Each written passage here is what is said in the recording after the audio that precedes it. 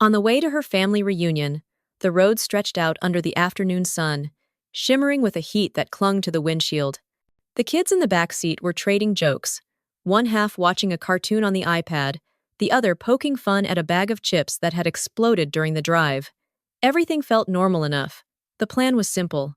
Show up, smile, sit through the dinner, and head home before dessert. That was the deal I made with myself. Keep it easy. Keep it calm. Then I heard it. His voice, low but sharp, cutting through the hum of the car. Turn the car around, now. I blinked, my hand still gripping the steering wheel. What? I asked. My voice caught somewhere between a laugh and disbelief. He didn't look at me. His eyes were locked on the rearview mirror, scanning the highway behind us, as if the asphalt itself held a secret. I said, turn around. Please. Do it now. His tone was different. My husband doesn't do panic. Not when the oven smokes. Not when the power goes out. Not even when our youngest once split his chin and the bathroom turned into a scene out of a horror movie. He stays steady. But now, his hand was pressed white against the dashboard, knuckles hard, jaw tight. I felt my stomach twist. I eased my foot from the gas pedal. The kids noticed the silence first. Mom? Why are we slowing down? One of them asked, craning their neck forward. I forced a smile in the mirror, that fake kind of smile that's supposed to calm but probably does the opposite. Just checking the directions, I said. My voice cracked a little. We hit the next exit. I turned the wheel without another word, the car shifting into a quieter road that led back toward town. My heart was thumping against the seatbelt. What he saw, what made him say that, I still didn't know. But the moment I listened, something shifted. I could feel it in my chest, in the heavy air pressing down inside that car. Earlier that morning, the day had started ordinary. The kitchen smelled of coffee and buttered toast. The kids had scrambled to find shoes, scattering crumbs across the floor while I tried to tie my hair back. He had loaded the cooler with drinks, humming absently. On the surface, it was just another family obligation. Her family, not mine. The kind that always left me half numb by the time we got home. I had dressed with careful neutrality. A simple blouse, jeans, no jewelry that could be called flashy. Experience had taught me subtlety was safer.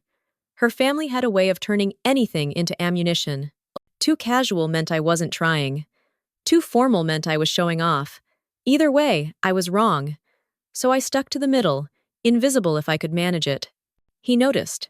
He always noticed. While I brushed my hair, he leaned on the doorway, watching. You sure you want to go? He asked. It wasn't judgment, more like an invitation to back out. I shook my head. If we don't, it'll be worse. That was the truth. They kept score. Missing an event meant weeks of whispers, sideways glances, accusations of disrespect. Attendance was survival. Even if it meant swallowing every insult, every joke at my expense, every thinly veiled jab disguised as tradition. On the drive, I tried to brace myself. I thought about the last reunion, the way his mother had looked me up and down, her smile stretched thin as she said, You really don't mind wearing that color? It washes people out, you know. Everyone laughed. Not kindly, but enough to sting. I laughed too. What else could I do? The memory still burned, the way a paper cut does. Tiny, but sharp. Always catching when you least expect it. So this time, I told myself I'd stay quiet. No reaction, no ripples. Just blend into the wallpaper until it was time to leave. But that was before his face went pale. Before his hand pressed into the dashboard. Before he muttered those words that turned our car, and our day, into something I could never forget. I glanced at him as we drove back down the exit. His eyes were still darting, restless, like he was replaying something I hadn't seen. The kids had gone quiet again, sensing the change in the air. My knuckles matched his now, white against the steering wheel. Tell me, I whispered. Not yet, he replied. His voice was clipped, controlled, the kind he used when the kids scraped a knee and panic wasn't allowed. The silence stretched. Outside the window, familiar streets blurred past.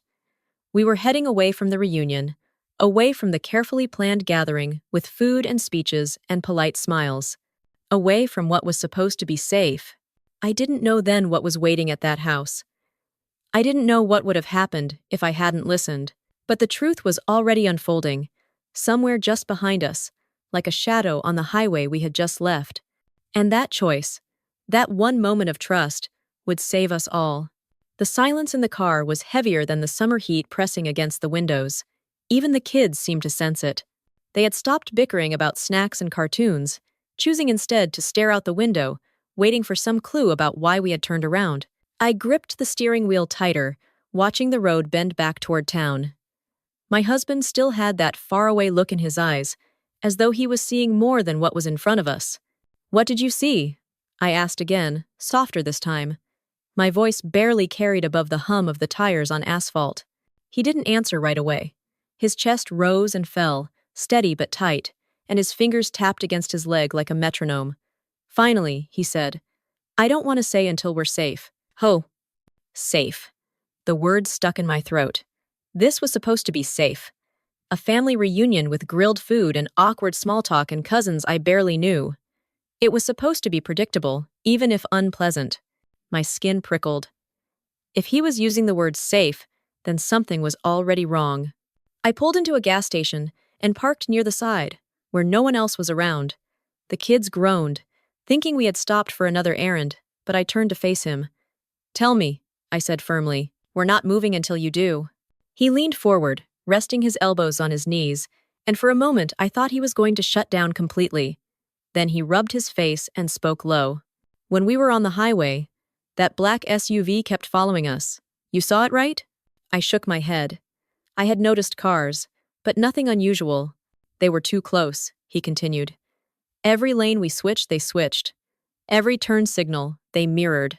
At first I thought I was imagining it, but then I caught the driver's face in the mirror. He was watching us, not the road, us." My breath hitched. "Are you sure?" He nodded once, sharp. "I've seen that look before." I remembered then the stories he sometimes told late at night about his years working security details before we met. He rarely talked about specifics, but his instincts had been honed in situations far more dangerous than a family gathering. If he said he saw something, I believed him. The kids shifted in their seats, whispering questions we couldn't answer. I forced my voice into something calm. "We'll stop here for a while. Let them get ahead if they were following." We bought sodas from the vending machine, the kids distracted by cold cans sweating in their hands. But even in the small comfort of routine, I could feel my pulse racing. Every shadow near the pumps, every car pulling in made me stiffen. He watched too, his eyes never settling for long. After 15 minutes, we pulled back onto the road. This time, I let him drive. My hands were trembling, and the steering wheel no longer felt like something I could trust myself to hold. We drove the long way home, weaving through streets lined with familiar houses and old trees that had grown twisted and tall. The SUV never reappeared, but the weight of it lingered. The unspoken question hung between us. Who would follow us to a family reunion, and why? When we finally pulled into our driveway, the kids ran inside, relieved to be home. I stayed in the car with him, the engine ticking as it cooled. "What do you think this is about?" I asked. He didn't answer right away. His eyes stayed fixed on the road we had just traveled, as though expecting the SUV to roll in after us. At last, he sighed. "I don't know yet, but I know we weren't supposed to get to that house today." Huh. His certainty chilled me. I thought of his mother's invitations, the way she insisted on everyone being present, no matter what. I thought of the way she smiled while slicing me down with her words in front of cousins and uncles, the way the air always carried more tension than warmth in her house. Could it be connected? Or was this something separate, something darker? We spent the rest of the day in uneasy quiet. The kids retreated to their rooms, unaware of the storm that had been circling. I made dinner, hands moving automatically, mind elsewhere. Every sound outside made me glance at the window. He sat at the table, not touching his food, his phone in hand but not scrolling. Just waiting. That night, as I folded laundry in the bedroom, I asked again, "Do you think it was them? Someone from your side? Or mine?" He shook his head. "I don't want to guess yet. But I need you to trust me." Turning around was the right call. I wanted to argue, to push, to demand answers. Instead, I nodded. The truth was, even without explanations, I knew he was right. Something about the way his voice cut through the air in that moment, the urgency that wasn't panic but precision. It had saved us. Still, as I lay in bed that night, I couldn't silence the questions. What if we had kept going? What if we had pulled into that long gravel driveway, kids running ahead with gifts in their hands, me smiling through clenched teeth at his mother's pointed remarks? What would we have walked into? The ceiling fan spun above me, slicing the darkness into pieces, but it didn't ease the weight in my chest. Trust had kept us safe for now, but trust alone wouldn't explain the danger waiting on the other side of that reunion. When I finally drifted to sleep, I dreamed of headlights in the mirror, too close, too sharp, burning into the back of my neck. And even in the dream, his voice echoed, steady and unyielding. Turn the car around, now. Morning light filled the kitchen, but it did nothing to chase away the unease from the day before. The smell of coffee rose from the pot, comforting in theory, but my stomach twisted too tightly to drink it. He was already at the table, scrolling his phone with that same quiet intensity. His jaw set in a way that told me he hadn't slept much either. "You're thinking about it too," I said. More statement than question. He glanced up, eyes tired but sharp. I can't stop replaying it. Neither could I. But my mind didn't just replay the black SUV or his sudden command. My mind wandered further back, through years of dinners and reunions that had always carried their own kind of threat. Not physical, maybe, but heavy enough to leave scars you couldn't see. This wasn't the first time his family had unsettled me. It wasn't even the 10th. I thought back to the very first reunion after our wedding. I had shown up in a pale blue dress, nothing flashy, just soft cotton with a belt at the waist. His mother looked me up and down, her lips pressing into a thin smile. "Interesting choice," she had said, loud enough for the cousins at the buffet to hear. "That color can make people look tired." Laughter had bubbled around the room, not kind, not warm, just enough to sting. He had reached for my hand under the table, squeezing it once, but the damage was done. I spent the rest of the evening pulling at the fabric, wishing I could vanish. It only escalated from there. His sister, sharp-tongued and eager for an audience, once raised her glass at a birthday dinner and declared, "Here's to the real women in this family." Her eyes flicked past me like I wasn't even seated there. The toast was met with clinking glasses and nods. I remember staring at my plate, the food going cold, my cheeks burning. Another time, during Thanksgiving, I carried a pie I had baked myself, balancing it carefully through the crowded living room. His cousin stepped directly into my path, smirking as he said, "Oh, careful now. Wouldn't want to drop the only thing you're bringing to the table." Again, laughter. Again, silence from everyone who could have spoken up. Each event etched itself into me. Little cuts, never deep enough to bleed openly, but always there, layering until I felt hollowed out. I told myself I was overreacting, that maybe I was too sensitive, that maybe this was just the way families teased. But deep down, I knew the difference between jokes and weapons disguised as humor. I remembered one Christmas in particular. The tree sparkled in the corner, lights twinkling like it was a picture from a catalog. His mother passed out gifts, her nails painted red, her smile wide. When she got to me, she handed over a small box wrapped in plain paper. I opened it to find a self-help book with a title about learning to be less selfish. She patted my hand as if she'd given me pearls. "It might help you," she said sweetly. I swallowed my humiliation, nodded, and even muttered thank you. He saw my face. I know he did, but surrounded by his family, he stayed silent. Later, in the car, he apologized, but the apology did little to scrub away the sting. Each reunion came with its own version of this. I'd prepare myself, rehearsing smiles, choosing clothes carefully, bringing gifts or dishes that could not possibly offend.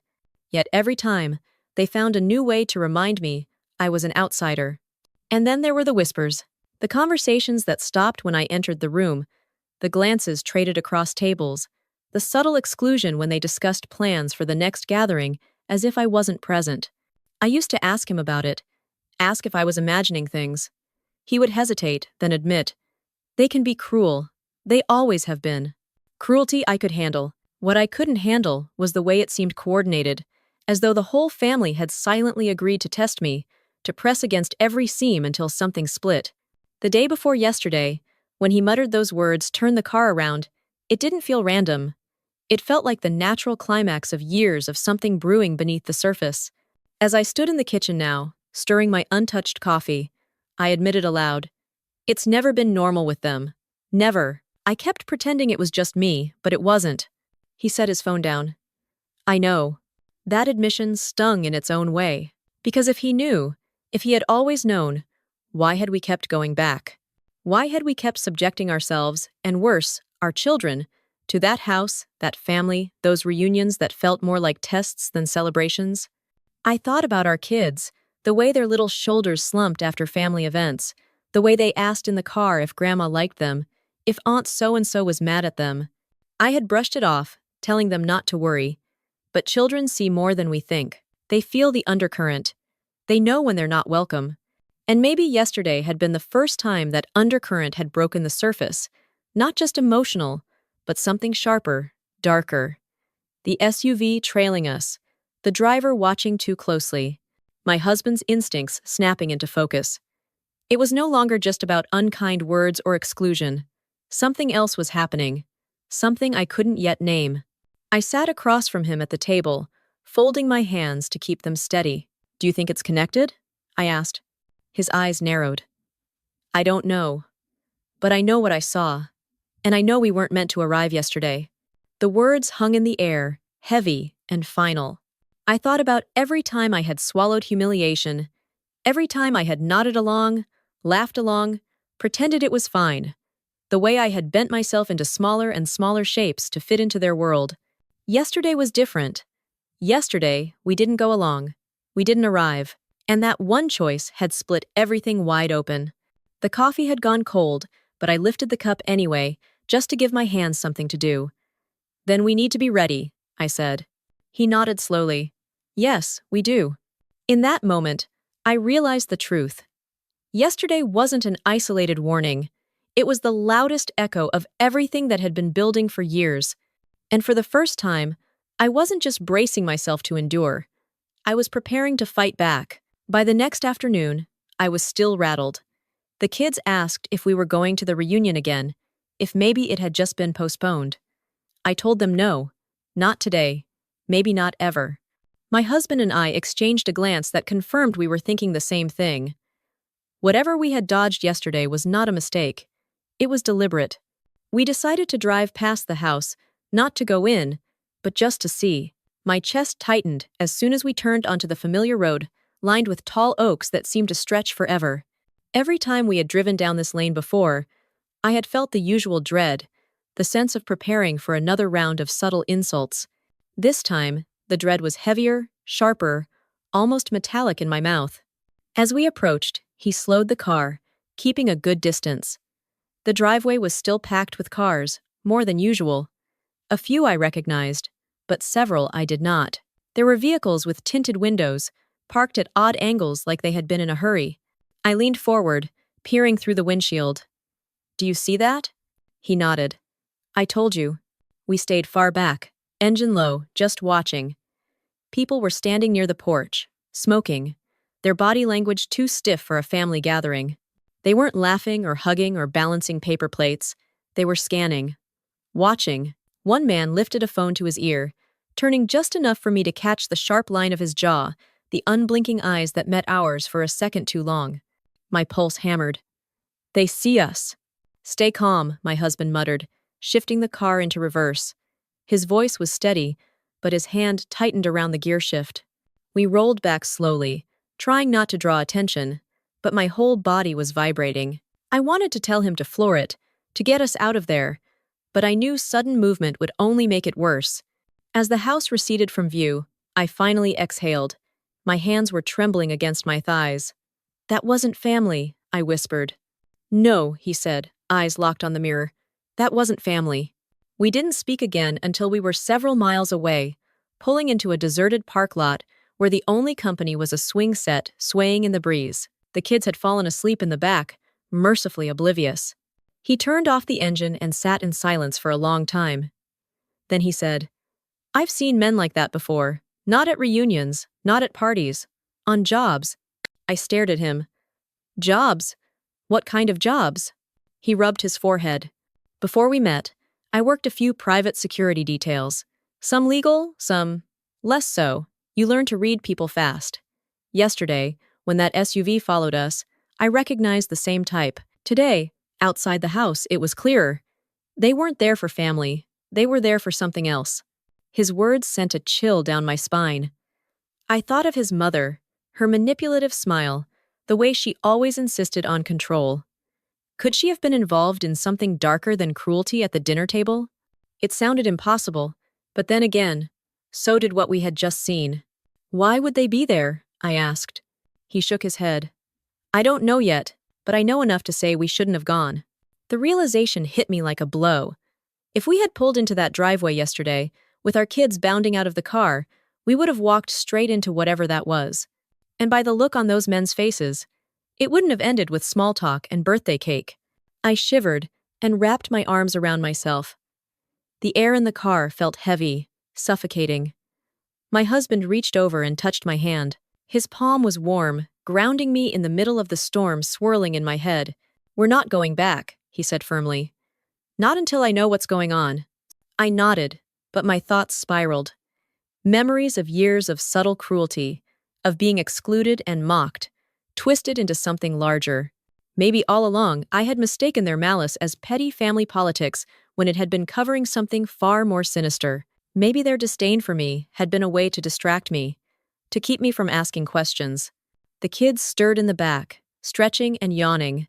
I forced a smile for them, brushing their hair out of their faces. We're just taking the long way home, I told them. They accepted it easily, still drowsy.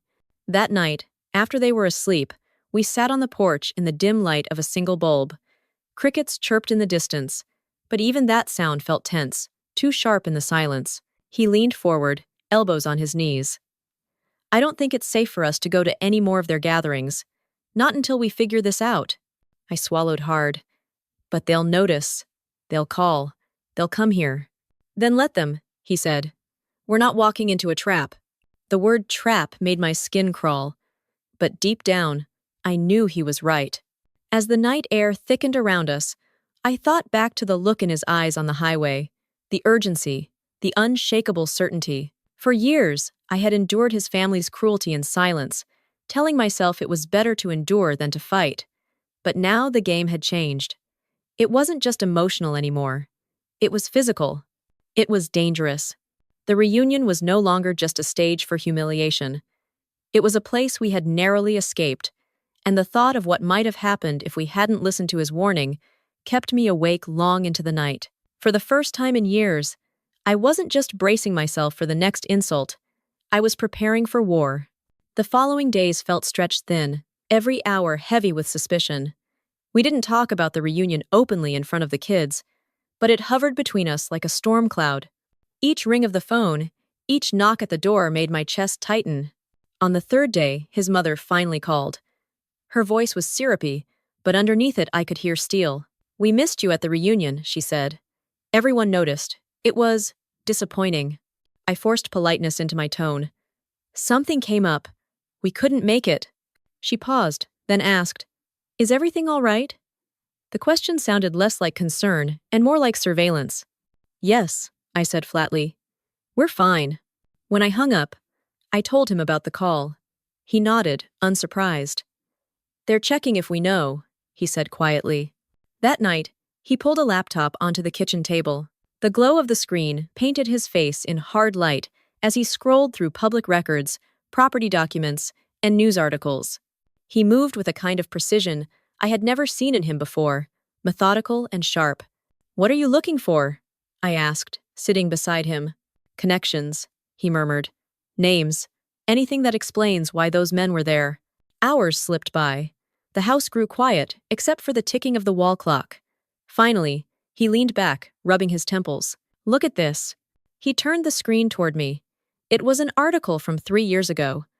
A raid in a neighboring county had uncovered an illegal gambling operation. Names were redacted in the public version, but one line caught my eye. Authorities believe the operation had ties to several local families, including influential community figures. My stomach lurched. Do you think? He nodded grimly. I think your gut was right. Their cruelty wasn't just family politics. It was cover. They've been involved in things they don't want anyone talking about.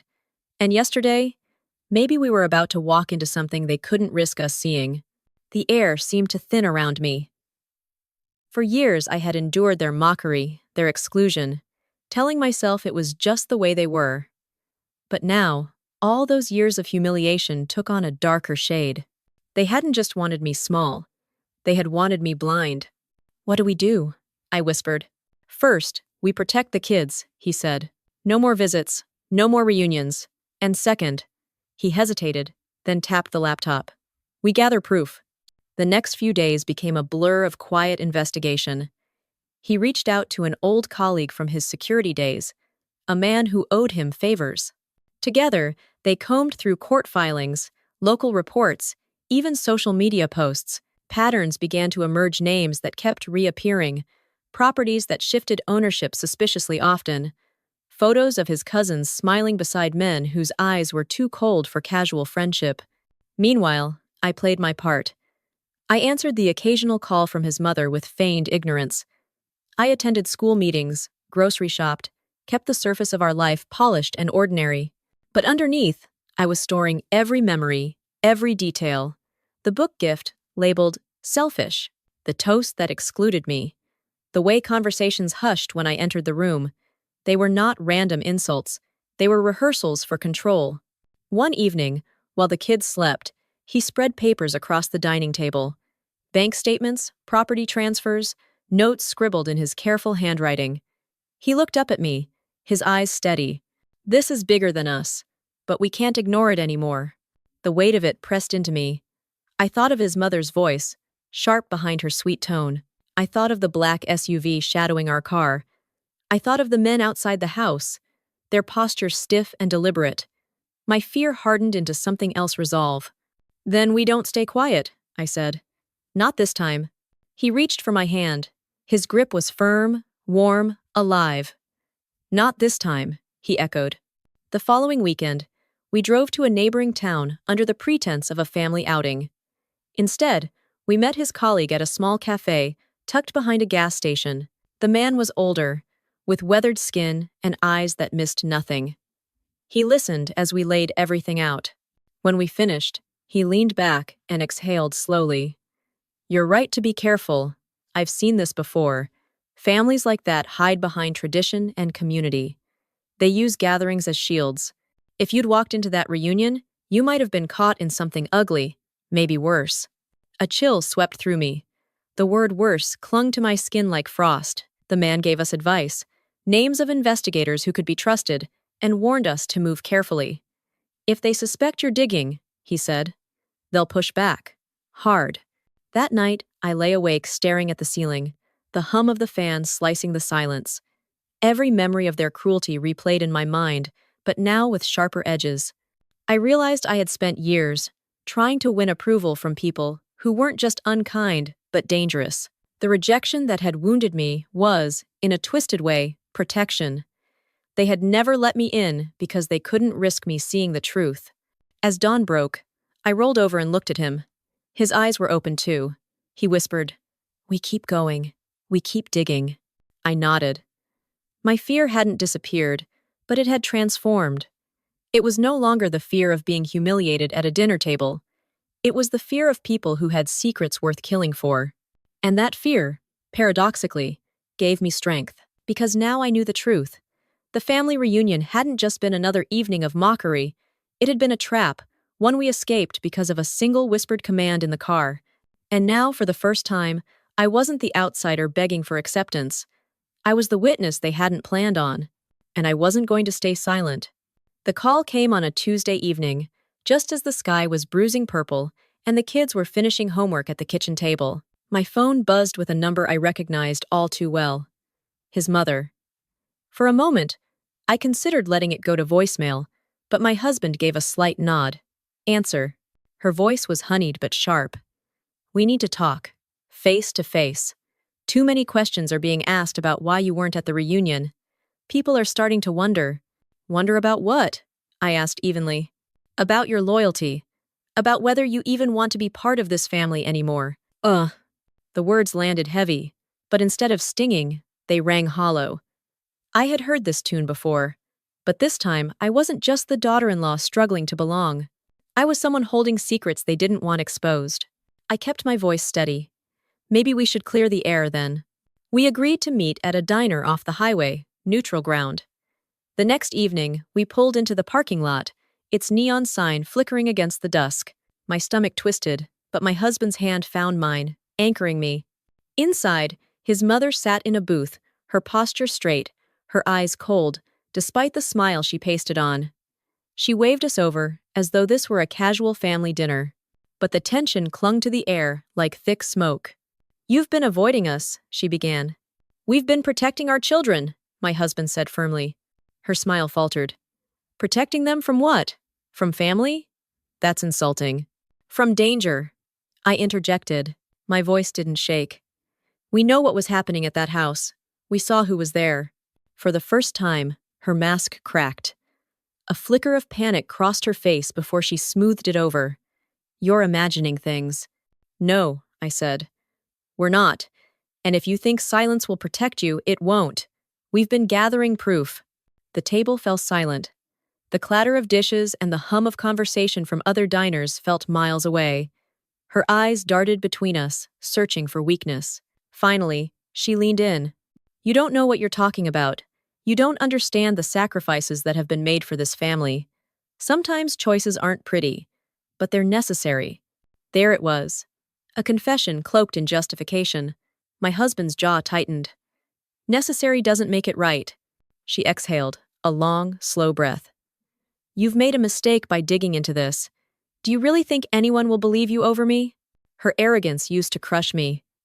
"Not tonight. They'll believe the video, the records, the faces we saw outside your house. Maybe not all at once, but piece by piece, the truth will stick." Her lips parted, then pressed shut again. She knew. We left the diner without another word, the neon sign buzzing faintly behind us. My legs trembled as we walked to the car, but inside, I felt lighter. The spell of her control had finally broken. The days that followed moved quickly. His old colleague connected us with investigators who knew how to follow the trail without leaving footprints. The evidence we provided was enough to open doors, enough to make authorities take a second look at long cold files. We weren't leading the charge, but we had placed the first stone in an avalanche. The backlash came swiftly. His relatives called, some shouting, some pleading, all trying to pull us back into silence. But every call only confirmed what we already knew. They were afraid. At night, after the kids were asleep, we talked about the future. Not just about safety, though that was part of it. We talked about building boundaries that couldn't be crossed again. About teaching our children the difference between loyalty and submission. About showing them that silence in the face of danger is never strength. One evening, weeks later, we drove past the family house again. It was quiet now, the porch empty, the driveway half full. Whatever had been happening there was paused, maybe ended, maybe just moved elsewhere. But it no longer had power over us. We parked for a moment under the trees. The air smelled of pine and distant rain. My husband turned to me, his expression softer than it had been in weeks. "That day when I told you to turn the car around, you listened. You saved us." I shook my head. "Number, you saved us. I just trusted you." He smiled faintly. "Trust is everything." We sat there in silence, the kind that wasn't heavy or fearful, but clean, like the air after a storm. For the first time, I didn't feel like an outsider looking in on someone else's family. I felt like I belonged exactly where I was beside him, with our children, free from the chains of a legacy built on cruelty and secrets. When we finally drove away, I looked at the house one last time. Its windows stared back, blank and dark. Once, I had feared those walls, feared the judgment and the ridicule that lived inside them. Now they were just walls. Empty, powerless. Later, as I tucked the kids into bed, I thought about everything we had been through. I thought about the years of mockery, the subtle digs, the humiliations I had swallowed in silence. And I realized something. It had never been about me being enough. It had always been about them keeping control. I kissed my children's foreheads, whispered goodnight, and walked back to the living room. My husband was waiting there, a quiet strength in his eyes. "We're done with them," I said. "Yes," he replied. "We are." The fear wasn't gone completely, but it no longer ruled me. What remained was resolve. Resolved to never let anyone dictate my worth. Resolved to stand by the people who stood by me. Resolved to protect my children from the cycle I had endured. And as I sat down beside him, the house quiet around us, I let the truth settle deep in my bones.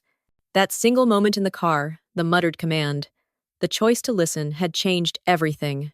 It had saved us,